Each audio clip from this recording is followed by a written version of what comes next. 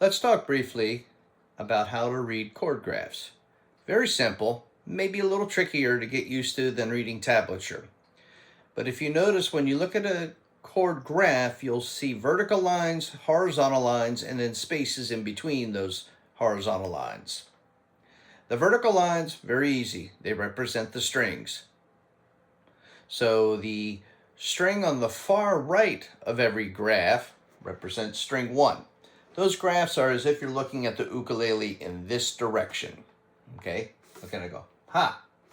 So this is string 1, 2, 3, 4. Generally, most graphs will have 4 frets on them. So 1, 2, 3, 4. So this is from here up, the area that they're trying to tell you what to play. Where a dot is where they want you to put one of your fingers on the left hand.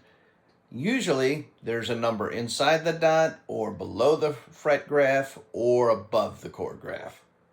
So in this case, we have the dot here in the 3rd fret of string 1, and it says a 3 inside.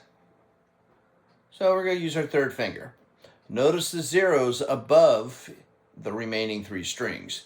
That means we're playing those strings open. No fingers. So this chord's relatively easy.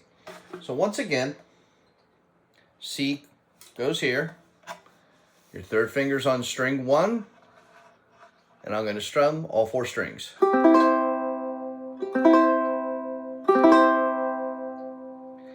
Now, if you look at the chord going from C into G7, you'll notice the 3rd finger is common. That stays on the same string. That's called a guide finger. Always look for these. It's not cheating, it's playing it correctly, and it makes things sound better, and it makes it much easier to play.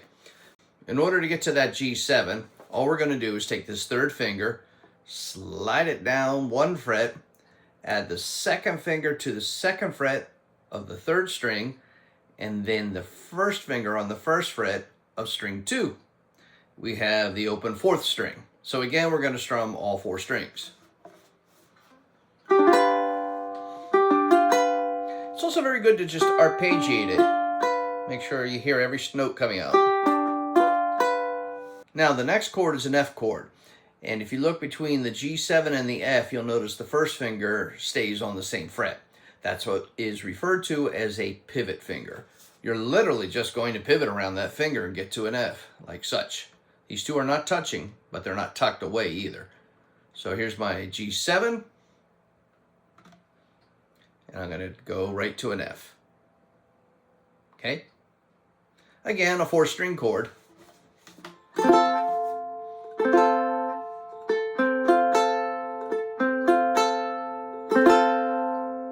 Then we go back to the G7, pivoting on that 1st finger. And then up to the C, and it sounds resolved. So we have a C chord, G7, F, G7, C.